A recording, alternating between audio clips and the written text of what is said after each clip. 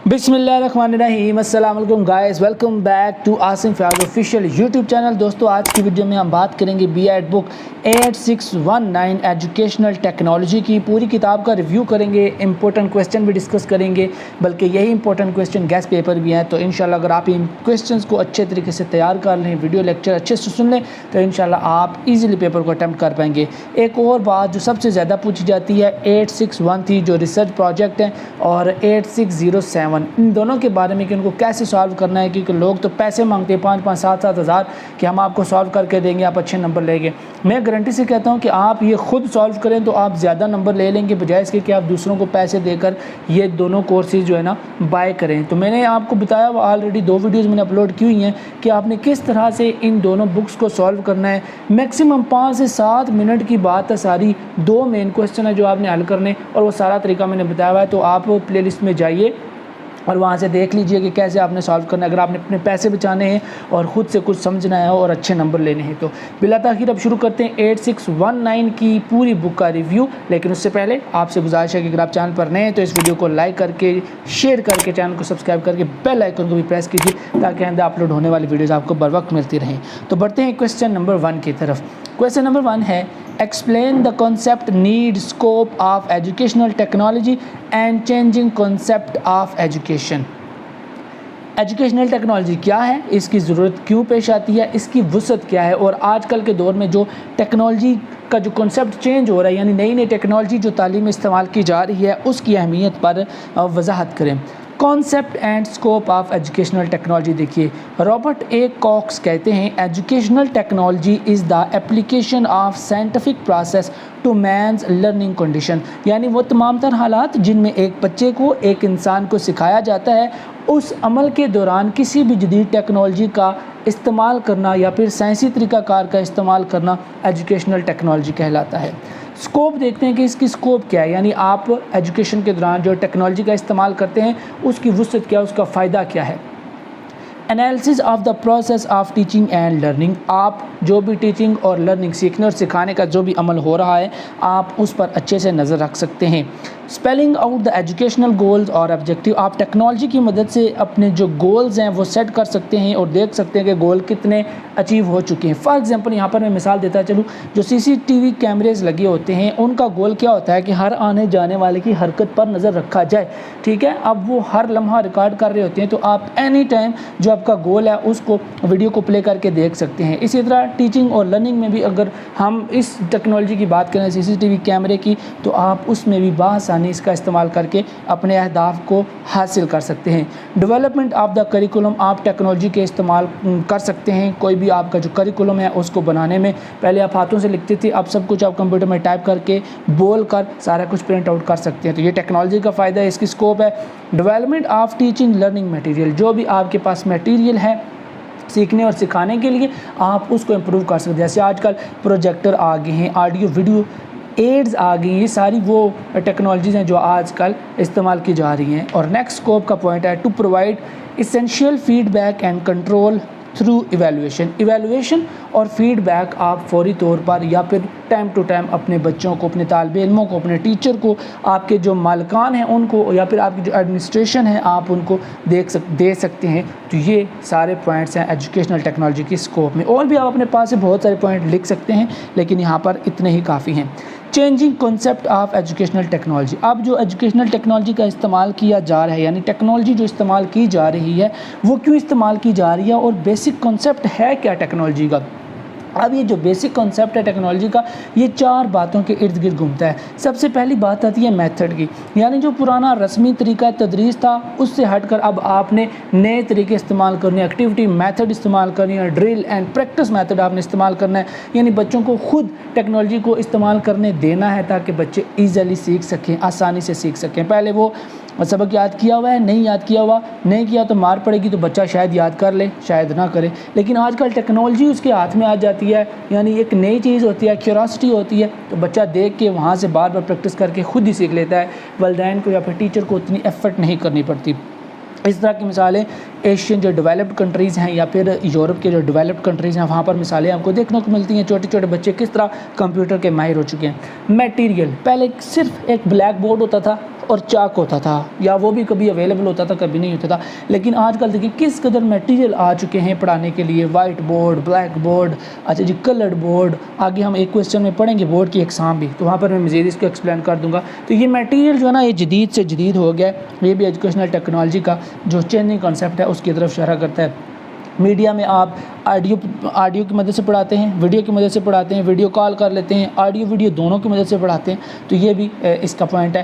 آگے آ جاتا ہے جی مین پاور. آپ کی جو اس انسانی طاقت ہے، یعنی جو صلاحیت ہے ٹیچر کی پڑھانے کی، آپ نے اس کو انکریز کرنا ہے، ایبلٹی کو انکریز کرنا ہے ٹیکنالوجی کی مدد سے. یہ ٹیکنالوجی کا بیسک مقصد ہے. اسی طرح جو بچے آپ کے پاس پڑھنے کے لیے آ رہے ہیں، آپ نے ان بچوں کی مینٹل، فزیکل یا پھر ایجوکیشنل ایبلٹی کو انکریز کرنا ہے. بیسیکلی جو ٹیکنالوجی ہے وہ انہی 4 پوائنٹ کے ارد گرد گھومتی ہے. ورنہ اگر یہ 4 پوائنٹ نہ ہو تو پھر ہم پرانے طریقے تدریس کو بھی استعمال کر سکتے ہیں، لیکن پھر کوئی جدت نہیں آئے گی، کوئی ایکسٹرا آرڈنری بچے یا ایکسٹرا آرڈنری ٹیچر ہمارے سامنے نہیں آئیں گے. تو یہ چینجنگ کانسیپٹ آف ٹیکنالوجی تھا. ٹھیک ہے جی، اس کو آپ مزید ایلیبریٹ کر سکتے ہیں جتنا بھی آپ کرنا چاہیں. تو یاد رکھیے گا کہ ہر آپ نے آنسر کو 6 سائڈیں فل کرنی ہیں، یعنی 3 شیٹس فل کرنی ہے. میں بار بار بتا چکا ہوں، اور انشاءاللہ میں نیکسٹ ویڈیوز میں آپ کو بتاؤں گا کہ آپ نے کس طرح سے پیپر کو سولو کرنا ہے. اور پیپر کو حل کرنے کا مین طریقہ کیا ہے. بہت سے بندے مار کھا جاتے ہیں، کہتے ہیں ہم نے سارا پیپر حل کیا ہے، سارا جو شیٹ ہیں وہ بھری ہیں، لیکن پھر بھی فیل ہیں. تو میں آپ کو بتاؤں گا کہ پاس ہونے کا طریقہ کیا ہے علامہ اقبال میں. ٹھیک ہے جی.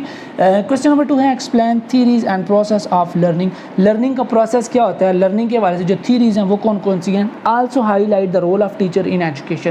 تعلیم میں استاد کا کیا کردار ہے وہ بھی بیان کیجیے. اچھا، اب یہ تھیریز تو بہت ساری ہیں، لیکن ہم یہاں پر مین 3 تھیریز کو ڈسکس کریں گے، اور باقی جو 2-3 تھیریز ہیں میں ان کو ہلکا سا آپ کے سامنے ٹچ کر دوں گا، تاکہ اگر ان میں سے کوئی آ جائے تو آپ وہ بھی پیپر میں لکھ سکیں. لیکن موسٹلی یہی 3 ہیں جو پیپر میں آ سکتی ہیں. سب سے پہلی تھیری تھی ایڈورڈ تھارن ڈائک کی. میں آپ کو لب لباب بیان کر دیتا ہوں. ایڈورڈ تھارن ڈائک کا یہ کہنا تھا کہ انسان کے سامنے جو بھی عمل ہو رہا ہوتا ہے وہ انسان کے اندر عمل کرنے کی ایک ترغیب پیدا کرتا ہے. یعنی آپ کے سامنے اگر بچے کھیل رہے ہیں اور آپ کو وہ کھیل دیکھ کر اچھا لگ رہا ہے تو آپ بھی کھیلنا شروع کر دیں گے. ایک بچہ آگ میں ہاتھ لگاتا ہے اور آگ اس کو جلا دیتی ہے تو اب آپ آگ کے قریب نہیں جائیں گے. یعنی ایک ایسا فیکٹر جو آپ کے سامنے ہو رہا ہے اس فیکٹر کو دیکھ کر آپ محتاط ہو جائیں یا پھر آپ وہی عمل کریں. یعنی ایک ایسی چیز جو آپ کو کوئی عمل کرنے پر مجبور کر دے. اب عمل نہ کرنا بھی ایک عمل ہوتا ہے. ٹھیک ہے، تو یہ بات ذہن میں رکھیے گا. اب تھارن ڈائک نے بیہیویئرزم تھیری دی تھی، اس کو دیکھتے ہیں. اور اگر شارٹ کٹ کی بات کی جائے تو یہ SR تھیری بھی کہلاتی ہے. ٹھیک ہے جی، یہ نہیں ہے کہ لازمی بیہیویئرزم تھیری ہے، کویسچن میں آ سکتا ہے SR تھیری یعنی stimulus response theory. Behaviorism focuses on the idea that all behaviors are learned through interaction with the environment. یہ لوگ کہتے ہیں کہ انسان جتنی طرح کا بھی عمل کرتا ہے یا جو بھی رسپانس سیکھتا ہے وہ ماحول میں رہ کر ہی سیکھتا ہے. یعنی ایک بندے نے آگ کو ہاتھ لگایا، وہ ہاتھ جل گیا تو دوسرا بندہ آگ میں ہاتھ نہیں لگائے گا، کیونکہ اسے پتہ چل گیا ہے کہ آگ میں ہاتھ لگاؤں گا تو میں جل جاؤں گا. ٹھیک ہے جی. آئی تھنک اس کو مزید ایکسپلین کرنے کی ضرورت نہیں ہے، پھر بھی نیچے ایگزامپل ہے میں اس کو ایکسپلین کر دیتا ہوں. ٹیچر بچے کو شاباش دیتا ہے تو بچہ موٹیویٹ ہو کے پہلے سے زیادہ محنت کرتا ہے. اب یہ آپ کی آسانی کے لیے میں نے رومن اردو میں ایگزامپل لکھ دیا. دیکھیں، ٹیچر بچے کو شاباش دیتا ہے تو بچہ پہلے سے زیادہ کام کرتا ہے. یعنی مجھے 1 سٹار ملا ہے تو کل میں نے 2 سٹار لینے. لیکن اگر بچہ کام نہیں کر رہا اور ٹیچر اس کو مار رہا ہے تو بچہ ڈر کے مارے اگر کام کر لے تو یہ بھی اس کا ایک رسپانس ہے. ٹھیک ہے، اب یہ پازیٹیو رسپانس ہے اور نیگیٹو رسپانس ہے. اس کو اگر بچہ پازیٹیو کام کرنا شروع کر دے، شاباش سے کام کرنا شروع کر دے، تو اس کو کہیں گے پازیٹیو اسٹیمولس. لیکن اگر بچہ مار کی وجہ سے کام کرے، ڈر کی وجہ سے کام کرے، تو اس کو کہتے ہیں نیگیٹو اسٹیمولس. ٹھیک ہے، اسی طرح 1-2 ایگزامپل اور لکھی ہیں.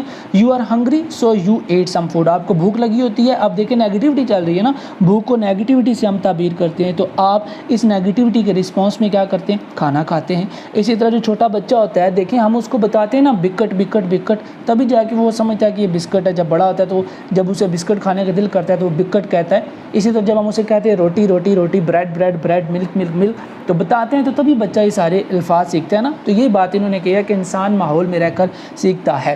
Rabbit gets scared so it runs away. جب بھی خرگوش ڈر جاتا ہے تو وہ بھاگ کر اپنی بل میں گھس جاتا ہے. You are cold so you put on the jacket. آپ کو سردی لگتی ہے تو آپ رسپانس میں کیا کرتے ہیں؟ جیکٹ پہن لیتے ہیں. تو یہ سارے بیہیویئرزم کی ایگزامپلس ہیں جو آپ ایزیلی لکھ سکتے ہیں. اچھا، دوسری تھیری ہے trial and error theory. Trial and error theory. Thorndike जो है ना इस थ्योरी के बिल्कुल ख़िलाफ़ था। अब यहाँ पर मैं लिखना भूल गया और मेरे जहन से भी निकल गया कि ये थ्योरी दी किसने थी। ठीक है जी, बहरहाल थ्योरी को देखते हैं क्या है। It is a method of learning in which various responses are tentatively tried and some discarded until a solution is attained. कहते हैं कि इस थ्योरी के ज़रिए एक इंसान अपनी मंजिल मकसूद पर पहुँचने के लिए एक अमल करता है, लेकिन मंजिल पर नहीं पहुंचता तो फिर दूसरा अमल करता है, फिर भी नहीं पहुंचता तो फिर तीसरा अमल करता है, तब तक इस तरह की कोशिश जारी रखता है जब तक वो अपनी मंजिल पर नहीं पहुंच जाता। ठीक है, यानी एक इंसान तजर्बात करता रहता है, बार बार मुख्तलिफ तरीके अपनाता रहता है ताकि वो किसी एक ख़ास मकाम पर पहुँचे। जैसे एग्जाम्पल देखिए, फिर आपको सारा कॉन्सेप्ट क्लियर हो जाएगा। ये एक बिल्ली है, इन्होंने इसको इस डब्बे में बंद कर दिया और इस डब्बे के ऊपर आप देख सकते हैं एक ये गोला सा डब्बे के अंदर गया हुआ है और ये रस्सी बंधी हुई है। जो ये बिल्ली इस रस्सी को नीचे खींचेगी ना तो ये दरवाज़ा खुल जाएगा और बिल्ली बाहर निकल आएगी। लेकिन ये रस्सी खींचने से पहले बिल्ली कभी उछलती है, कभी कूदती है, बाहर निकलने की कोशिश करती है, शीशे के साथ कभी टक्कर भी मारती है, लेकिन वो नाकाम हो जाती है।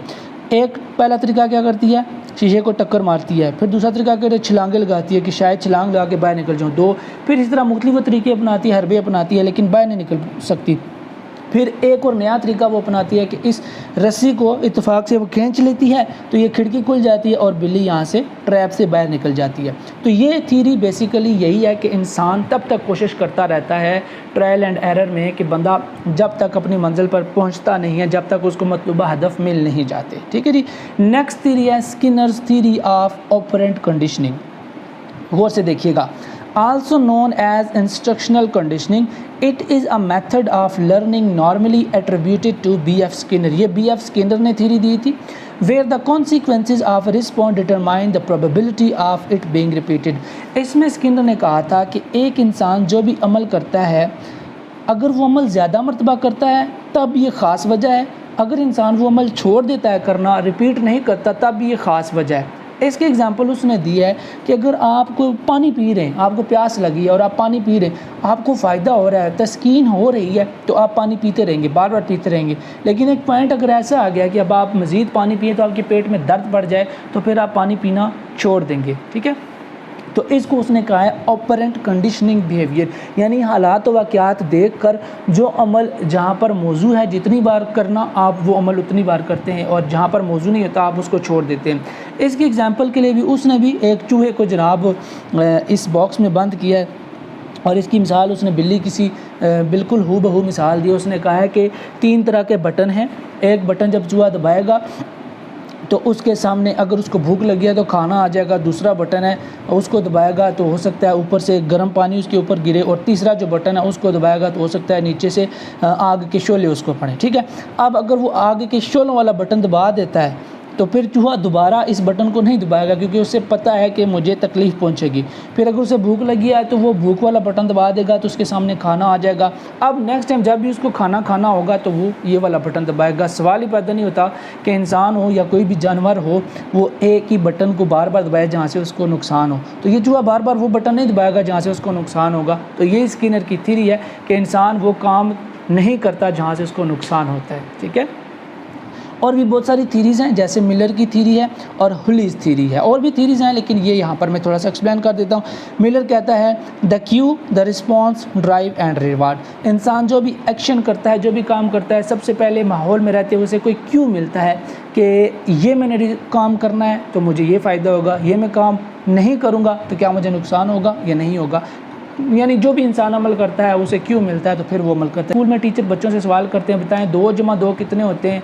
अच्छा, बच्चों को समझ नहीं आ रहा तो फिर टीचर समझाने के लिए कहते हैं ना ये 2 उंगलियां हैं और इनमें 1 उंगली और शामिल कर दो, कितनी हो जाएंगी, ये क्यों है। इसी तरह जब इंसान किसी को कोई क्यों देता है या इंसान को जब कोई माहौल में रहते हुए क्यों मिलता है तो फिर उसके बदले में इंसान क्या कोई रिस्पॉन्स देता है, जवाब देता है। अब वो रिस्पॉन्स अगर उसे फ़ायदा दे तो ड्राइव बढ़ती है, यानी उस तरह का काम इंसान ज़्यादा करता है। लेकिन अगर उसकी जो भी एक्शन है वो उसको फ़ायदा ना दे तो इंसान उस काम को नहीं दोहराता। ठीक है, एंड रिवार्ड, ये रिवार्ड यही है कि अगर फ़ायदा हो तो काम करे, फ़ायदा ना हो तो काम ना करे। ठीक है जी, इसका नाम हुली है या हली is what ever it is, लेकिन देख लीजिए ये कहता है learning theory focuses mainly on the principle of reinforcement. ये बात उसने वही की है जो स्किनर ने बात की थी। कहता है कि इंसान जो भी अमल करता है वो 6 मराइल से गुजरता है। नंबर 1 अटेंशन, यानी किसी भी काम की तरफ तवज्जो करता है तभी समझता है, फिर उसको जहन में बिठाता है, फिर ज़ुबान का इस्तेमाल करता है, लैंग्वेज का इस्तेमाल करता है, फिर इन तीनों चीज़ों को मिक्स करके वो कोई प्लान करता है, फिर उसके बाद इनको राइट कर लेता है और फिर इनको तरतीब के साथ अपने जहन में एक नक्शे की सूरत देता है और फिर इनको बोल देता है, वो एक्शन बार बार करना शुरू कर देता है। बात वही है कि इंसान को जब फ़ायदा होता है तो वो मुस्तकबिल में वही काम बार बार करता है, और नुकसान होता है तो वो काम नहीं करता। लाइट चली गई है। बहरहाल क्वेश्चन नंबर 3 है, explain AIIMS, goals and objectives and characteristics of objectives and domains और लेवल्स ऑफ इंस्ट्रक्शनल ऑब्जेक्टिव। ये भी इंपॉर्टेंट क्वेश्चन है। एम, गोल और ऑब्जेक्टिव क्या है, इनकी खसूसियात क्या हैं, यानी बेसिकली ऑब्जेक्टिव्स की क्या खसूसियात हैं और ऑब्जेक्टिव के कितने लेवल होते हैं। तालीम में ऑब्जेक्टिव के कितने लेवल, यानी कोई भी आप जब ऑब्जेक्टिव सेट कर रहे होते हैं तो क्या क्या चीज़ें आप देखते हैं। Aims relate to what you want to achieve in the long term, यानी एम वो गोल होते हैं, वो मकासद होते हैं जो एक आप लंबे अरसे के बाद अचीव करते हैं। गोल्स जो होते हैं शॉर्ट टर्म रिजल्ट्स होते हैं, ठीक है जी, जो एक दिन के बाद, 2 दिन के बाद, 6 महीनों के बाद, 6 महीने ज़्यादा नहीं हो जाते, छोड़ें 6 महीने से कम कर लेते हैं, ठीक है जी, 3 दिन, 4 दिन, 5 दिन, हफ्ता कर लें, ठीक है। और ऑब्जेक्टिव की बात करें, objectives are the means through which you will achieve your goals. Objective में वो तमाम तर मटेरियल है, वो तमाम तर तरीके हैं जिनको इस्तेमाल करके आप एम या फिर गोल्स अचीव करते हैं, ठीक है जी। आगे देखते हैं ऑब्जेक्टिव की करैक्टरिस्टिक क्या होती हैं। अच्छा, जो भी आप ऑब्जेक्टिव सेट करते हैं, जो भी आप मटेरियल या फिर चीज़ें इस्तेमाल करते हैं, उनको इस्तेमाल करने से पहले, इस्तेमाल में लाने से पहले आप इधर जज़ैल बातें अपने ज़हन में रखते हैं। कौन सा हमने मटेरियल इस्तेमाल करना है, कोई बंदा इस्तेमाल करना है, कोई स्टफ़ या कोई चीज़ इस्तेमाल करनी है। What, when, where and why, कब, क्यों, कैसे, किस तरह, ये सारी चीज़ें ऑब्जेक्टिव की करैक्टरिस्टिक्स में आती हैं। जब भी आप ऑब्जेक्टिव सेट करते हैं, जब भी आप कोई प्रॉपर चीज़ चैनल इस्तेमाल करना चाहते हैं, तो ये सारे पॉइंट आप जहन में रखते हैं, उसके बाद आप उनको अचीव करने के लिए एफर्ट करते हैं। The objective specifies what needs to be done with the time line for completion. Objective हमें बताते हैं कि एक ख़ास मुकर्रर वक्त में कोई भी मकसद हासिल करने के लिए आपको क्या क्या करना पड़ेगा। ऑब्जेक्टिव शुड इंक्लूड न्यूमेरिक और डिस्क्रिप्टिव मेजर्स। बात वही है कि ऑब्जेक्टिव में आप सारे प्लानिंग कर लेते हैं, सारी चीज़ें लिख लेते हैं कि इस चीज़ की कितनी क्वांटिटी हमने इस्तेमाल करनी। फॉर एग्जांपल हमने चाय बनानी है तो हमने पत्ती कितनी इस्तेमाल करनी है, कौन सी कंपनी की इस्तेमाल करनी है, जो इस्तेमाल कर रहे हैं उसका खर्चा कितना होगा, वगैरह वगैरह, ठीक है जी। और एंड पर हमने चाय बना लेनी, तो ये हमारी मंजिल है। Their focus should be on observable actions and outcomes. और ऑब्जेक्टिव में आप ये बात ध्यान में रखते हैं कि आपके सामने जितने भी एक्शन हो रहे हैं आपके सामने हो रहे हैं, आप उनको देख पा रहे हैं, यानी अगर ऑन द स्पॉट अगर कोई मिस्टेक है, मिसअंडरस्टैंडिंग है, तो आप उसको कैसे दूर कर सकते हैं। अब इंस्ट्रक्शनल ऑब्जेक्टिव, जब आप तालीम दे रहे होते हैं तो उस वक्त आपके सामने कौन कौन से इंस्ट्रक्शनल ऑब्जेक्टिव्स होते हैं। देखिए, सबसे पहले आप ओवरऑल ऑब्जेक्टिव सेट करते हैं, यानी साल के बाद हमारा बच्चा किस काबिल होगा, यानी क्या वो अगली क्लास में जाने के काबिल हो जाएगा या नहीं। स्टेज वाइज, यानी हर 2, 3 और 6 महीनों के बाद, 9 महीने के बाद जो पेपर होते हैं, ये बेसिकली स्टेजेस हैं। आप देखते हैं कि 3 महीनों के बाद हमने कितना सिलेबस कवर कराना है, कितना बच्चा काबिल हो जाएगा, 6 के बाद कितना होगा, 9 के बाद कितना होगा। क्लास और ग्रेड वाइज ऑब्जेक्टिव, यानी बच्चा 5वीं जमात में है तो उससे जब वो 6ठी में जाएगा तो क्या उसे 5वीं का सबक आ रहा होगा या नहीं आ रहा होगा, क्या सबक इतना टफ है कि हम साल में कंप्लीट कर पाएंगे या नहीं है। तो ये class wise objective. Subject wise objective, यानी हर सब्जेक्ट के वाले से इस्लामियात पढ़ रहा है तो क्या 5वीं के बच्चे को कलमा आता है, नमाज आती है, इस्लाम के बुनियादी कायदे आते हैं या नहीं आते, ठीक है। ये सब्जेक्ट वाइज ऑब्जेक्टिव। हाय लजी थक गया में। यूनिट वाइज ऑब्जेक्टिव, यानी हर यूनिट जब बच्चा मुकम्मल कर लेगा तो क्या बच्चा इस काबिल हो जाएगा कि उसको उस यूनिट की चीदा बातें आ जाएंगी या नहीं। एंड लेसन वाइज ऑब्जेक्टिव, ये वही बात है, यूनिट वाइज और लेसन वाइज, ठीक है जी। आप क्वेश्चन नंबर 4 की तरफ बढ़ते हैं, जो कि है briefly explain how students profile is developed and also elaborate instructional strategies and instructional process of motivation.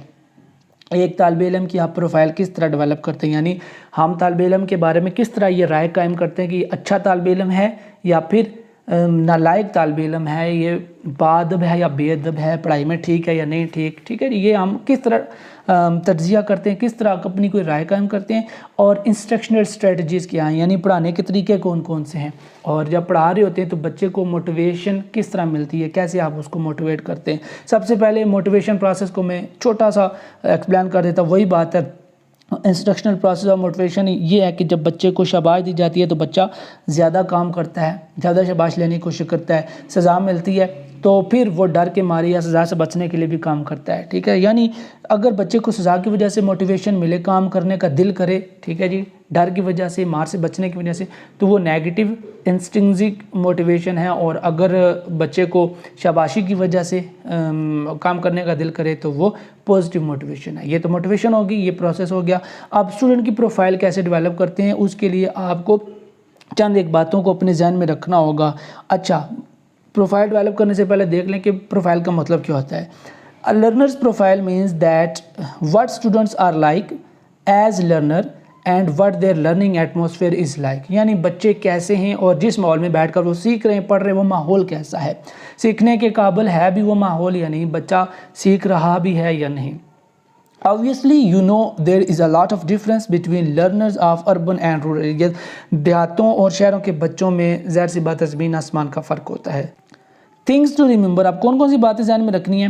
Teacher must be aware of learners ability، profile تبھی ڈیولپ ہوگی جب ٹیچر کو بچے کی قابلیت کا پتہ ہوگا، بچے کے بارے میں جو بنیادی ڈیٹا ہے وہ پتہ ہوگا، بچہ کہاں رہتا ہے، ماحول کیسا ہے یہ پتہ ہوگا، اور بچے کی پڑھائی کی جو انفراسٹرکچر ہے، یعنی بچہ جہاں پر بیٹھ کر پڑھ رہا ہے وہاں پر لائٹ ہے، پنکھا ہے، روشنی ہے یا نہیں، یہ ساری باتیں ٹیچر کو پتہ ہونی چاہیے۔ پھر اس کے بعد ٹیچر کوئی انالیسز کرے کہ ہاں جی بچہ اتنا لائق ہے، اتنا نالائق ہے۔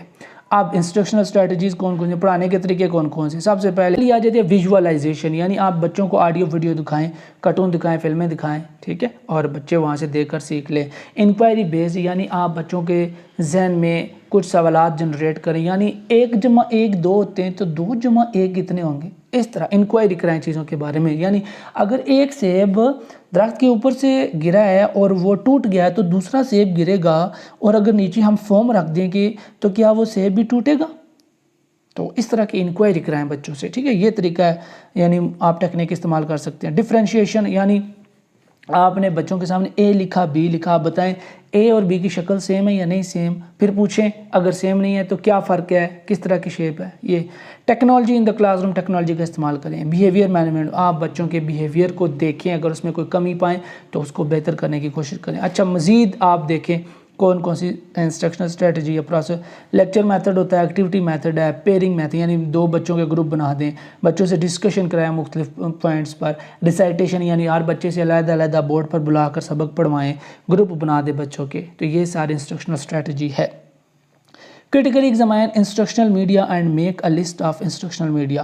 اب پڑھانے کے لیے میڈیا کا کیا کردار ہوتا ہے، جو میڈیا آپ استعمال کرتے ہیں، ہم مختلف طرح کے گیجٹس استعمال کرتے ہیں، ٹیکنیکس استعمال کرتے ہیں، میڈیا جن کو کہا جاتا ہے وہ کون کون سی ہیں، ان کی ایک لسٹ بنائیں۔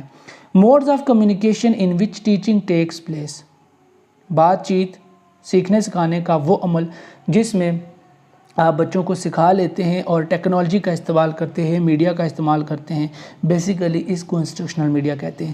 سچ as instruction by face to face interaction, اب یہ جو انسان ہے نا یہ بھی میڈیا میں آتے ہیں۔ دیکھیں ہم میڈیا میں کیا کہتے ہیں، آواز آئے، ویڈیو ہو، پکچرز ہوں، لیکن جو سامنے انسان کھڑا ہوتا ہے وہ بول بھی رہا ہوتا ہے، اس کی تصویر بھی ہوتی ہے، اور اگر وہ چل رہا ہو، سٹل نہ ہو تو وہ ویڈیو بھی ہوتی ہے، ٹھیک ہے، تو اس لیے انسان کو بھی ہم میڈیا تصور کرتے ہیں۔ اچھا، اب دیکھتے ہیں کہ لسٹ کون کون سی ہے، ٹھیک ہے جی۔ میڈیا کا کیا کردار ہے، آپ کو ڈیفینیٹلی پتہ ہوگا کہ میڈیا کی وجہ سے انسان دیکھیں چاند پر پہنچ گیا ہے، ٹیکنالوجی کی وجہ سے انسان کہاں سے کہاں نکل گیا ہے، ٹھیک ہے۔ اب چند ایک جو بنیادی میڈیا کی کائنڈز ہیں وہ میں بیان کرتا ہوں، باقی یہ ایزی کویسچن ہے، آپ خود لکھ لیجیے گا۔ گرافک ایڈز، گرافک یعنی جس پر تصویر کشی ہو، منظر کشی ہو، ان میں کون کون سی چیزیں ہیں، چارٹ آ جاتے ہیں، گرافس آتے ہیں، میپس آتے ہیں، گلوب آتے ہیں، یہ ڈیفینیٹلی کلاس میں ہوتے ہیں اور ان کی مدد سے ہم بچوں کو سکھا بھی رہے ہوتے ہیں۔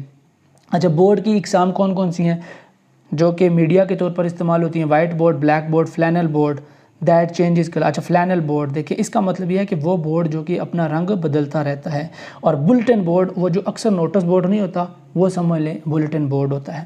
Naan projected aids, models, real objects یعنی پوسٹرز وغیرہ، آپ پوسٹر لے جائیں، ریئل آبجیکٹ یعنی آپ کوئی فار ایگزامپل میں آپ نے بچوں کو سکھانا ہے اے فار ایپل تو آپ سیب لے جائیں، یہ ریئل آبجیکٹ لے گئے۔ اس طرح آپ نے اگر شمسی توانائی کا سبق سکھانا ہے تو آپ ایک ماڈل بنا کر لے جائیں، جیسے ہم نے جب ٹریننگ کی تھی تو ہمیں ماڈل बना कर लेके गया था, बेसिकली खुद नहीं बनवाया था, कहीं किसी से बनवा कर लेके गया था और उसमें सेल लगाए थे, तो वो मॉडल चलता भी था, पंखे भी चलते थे और उसमें बिजली बनती हुई दिखाई जा रही थी। तो इस तरह आप प्रैक्टिकल चीज़ें लेके जाएँ। तो ये नॉन प्रोजेक्टेड एड्स हैं। स्टिल प्रोजेक्टेड एड जैसे प्रोजेक्टर हो गया, आपको पता ही है। फील्ड ट्रिप्स कराएं आप बच्चों को, एग्जीबिशंस में लेकर जाएं, ये भी मीडिया के किस्म है। म्यूजियम में लेकर जाएं, रेडियो की मदद से पढ़ाएं, टेलीविज़न की मदद से पढ़ाएं, आपके पास लेक्चर रिकॉर्ड है, ऑडियो वीडियो रिकॉर्ड प्लेयर की मदद से पढ़ाएं, वीडियो रिकॉर्डर की मदद से पढ़ाएं और वीडियो डिस्क एट्सेट्रा एट्सेट्रा। तो ये मीडिया की एक लिस्ट होगी। इजी क्वेश्चन है, इजीली आप सॉल्व करें इसको और 20 नंबर हासिल करें। छठा सवाल है, explain theories of communication. Communication के हवाले से जो थीरीज हैं कौन कौन सी हैं? Problems, elements and models. अब कम्युनिकेशन में जो प्रॉब्लम्स आती हैं वो कौन कौन सी हैं, कम्युनिकेशन के मॉडल्स कौन कौन से, यानी किन किन तरीक़ों से आप कम्युनिकेशन कर सकते हैं, और एलिमेंट्स क्या क्या हैं कम्युनिकेशन के। एलिमेंट्स एंड मॉडल्स तकरीबन सेम है लेकिन एक्सप्लेन करते हैं। एलिमेंट्स से मुराद है कि आप दो बंदे जब आपस में बात कर रहे हैं, सीख रहे हैं या और एक सिखा रहा है, तो उसके लिए क्या क्या चीज़ें ज़रूरी हैं। सबसे पहली चीज़ तो ये है ना, सेंडर यानी पढ़ाने वाला होगा तो ही हम पढ़ सकेंगे या सीख सकें। दूसरे नंबर पर पढ़ाने वाले के पास कोई मैसेज भी तो हो कन्वे करने के लिए। अब वो पढ़ाने वाला भी हो, पढ़ने वाला भी हो और दोनों चुप करके बैठे हों तो कम्युनिकेशन तो नहीं होगी ना, बिल्कुल। तो तीसरे नंबर पर चैनल, यानी किस तरीके से पढ़ा रहे हैं। सामने बैठ कर पढ़ा रहे हैं, आप मोबाइल की मदद से पढ़ा रहे हैं, लैपटॉप की मदद से पढ़ा रहे हैं, जूम की मदद से पढ़ा रहे हैं, कैसे पढ़ा रहे हैं, ठीक है। तो चैनल भी होना चाहिए, यानी आपने कैसे पढ़ाना है। ये यूट्यूब वाला चैनल नहीं, यानी आपने किस गैजेट की मदद से पढ़ाना है। आगे रिसीवर, बंदा वही हो सीखने वाला। इंटरप्रेटर, अगर बंदे को समझ नहीं आ रही तो आप उसको एक्सप्लेन कर दें। इंटरप्रेटर यानी आप तर्जमा भी कर दें किसी भी चीज़ का, या फिर आप सामने एक बंदा रख लें। या फिर इंटरप्रेटर का यहाँ पर वाओ ये भी मतलब हो सकता है कि अगर आप फेस टू फेस क्लास ले रहे हैं, पढ़ा रहे हैं, तो आप अपने साथ एक गाइड भी रख लें। ये जो गाइड होती है ना, वो गाइड रख लें, या फिर आप एग्जाम्पल की मदद से बच्चों को पढ़ाएं। फिर फीडबैक भी लें रिसीवर से, और फिर जो सारा कॉन्टेक्स्ट है जिस माहौल में आप पढ़ रहे हैं, पढ़ा रहे हैं, उसको भी आपने सामने रखना है। वो इस काबिल हो कि आपके मैसेज दूसरी तरफ जा रहा हो, आसानी से बंदा सुन पा रहा हो और आपको जवाब भी मिल रहा हो। अब थीरीज़ कौन कौन सी हैं? सबसे पहली थीरी है लिंग्विस्टिक थीरी ऑफ कम्युनिकेशन। ये इंपॉर्टेंट पॉइंट है, ठीक है। पहली थीरी जो है ना कम्युनिकेशन की, वो लिंग्विस्टिक है। लिंग्विस्टिक बेसिकली लैंग्वेज से निकला है और इसका मतलब है ज़ुबान, लिसानियात। बड़ा मज़े का सब्जेक्ट है, ये आप मास्टर लेवल पर पढ़ें तो आपको सारी अंग्रेज़ी फरफर आ जाती है।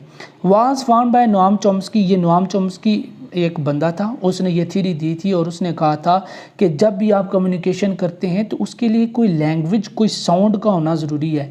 साउंड और लैंग्वेज के बगैर आप नहीं पढ़ा सकते। साउंड और लैंग्वेज से मुराद ऐसे अल्फाज हैं जिनका कोई मतलब हो। पहले आप मतलब खुद समझें किसी से भी, और फिर वही लैंग्वेज और उनके मतलब यानी मतलब आप दूसरे बंदों को समझाएं।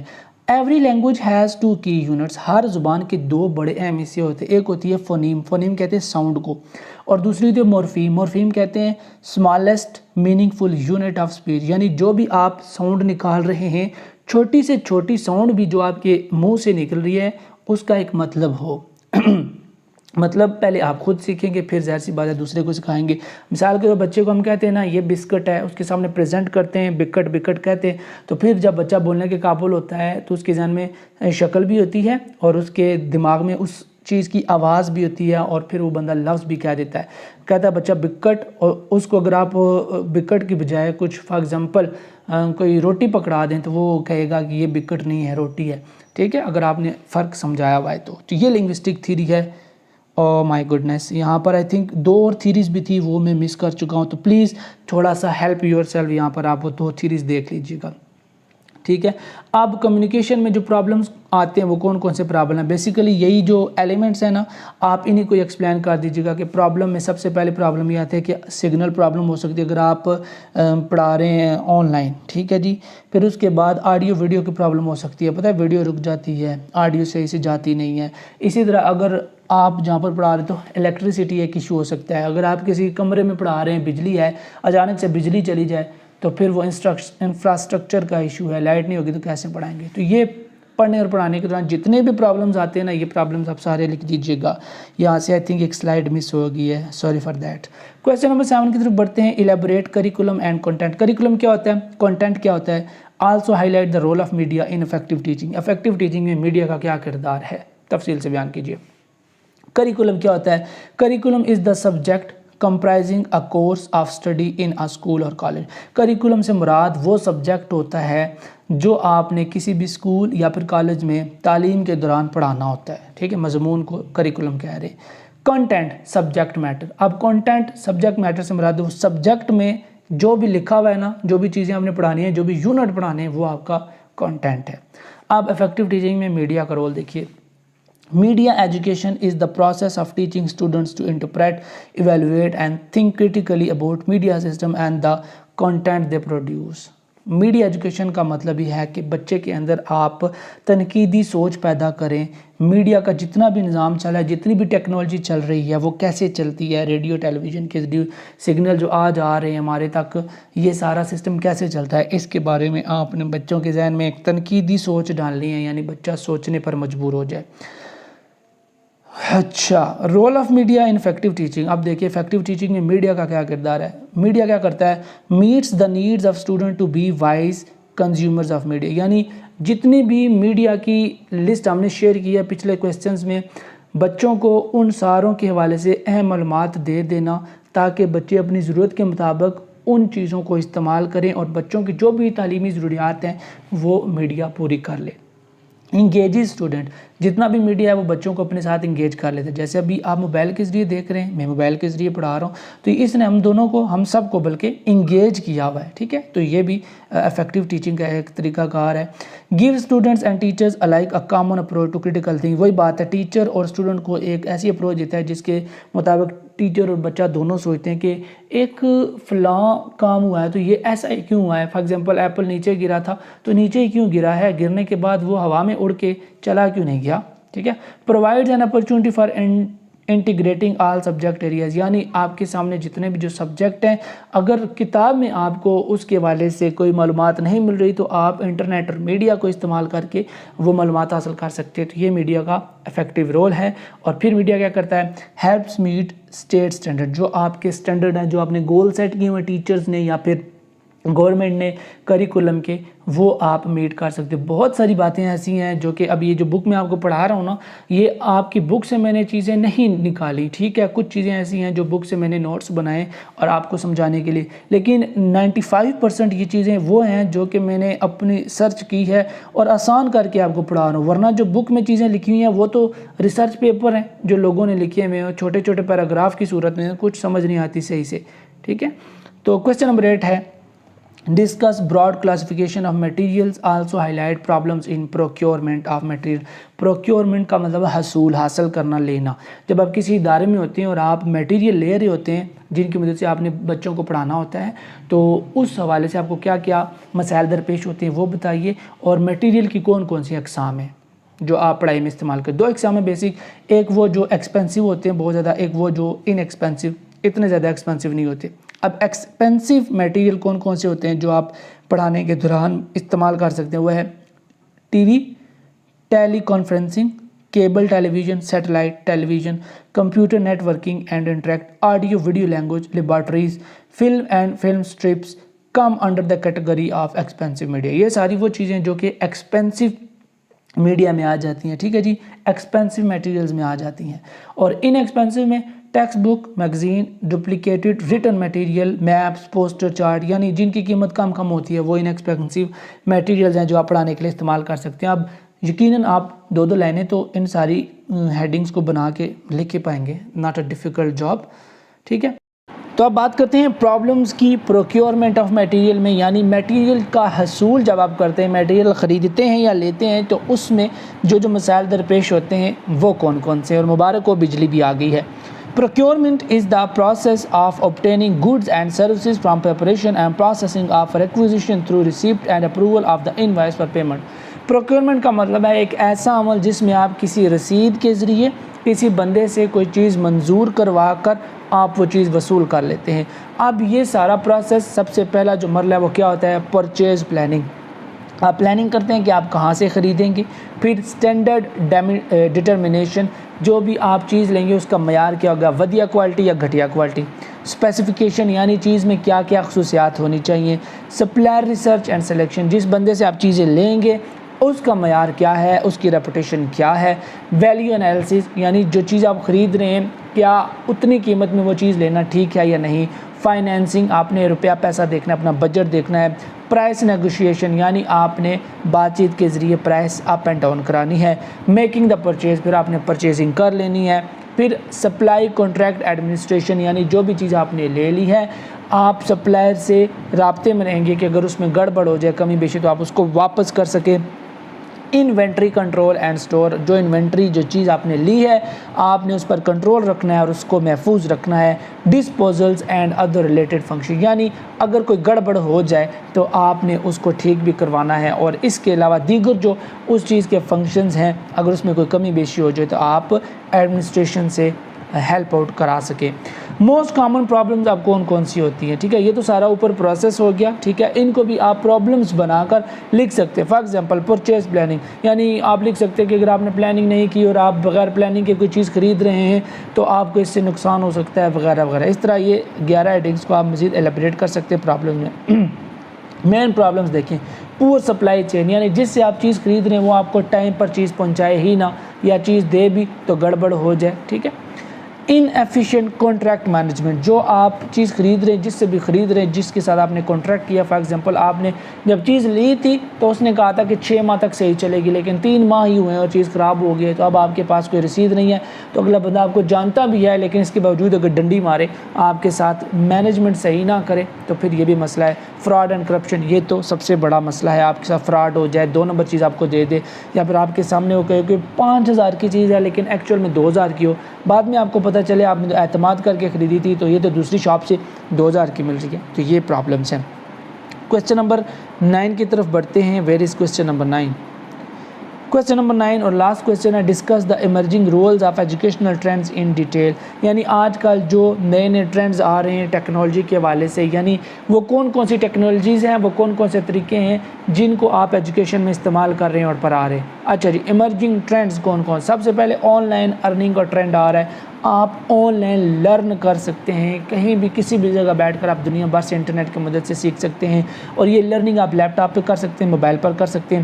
ڈسٹینس لرننگ یعنی آپ انگلینڈ میں ہیں، آپ جس کو سکھا رہے ہیں جس سے آپ سیکھ رہے ہیں وہ پاکستان میں، تو دور دراز طریقوں سے بیٹھ کر دور دراز جگہوں سے بیٹھ کر آپ سیکھ پا رہے ہیں۔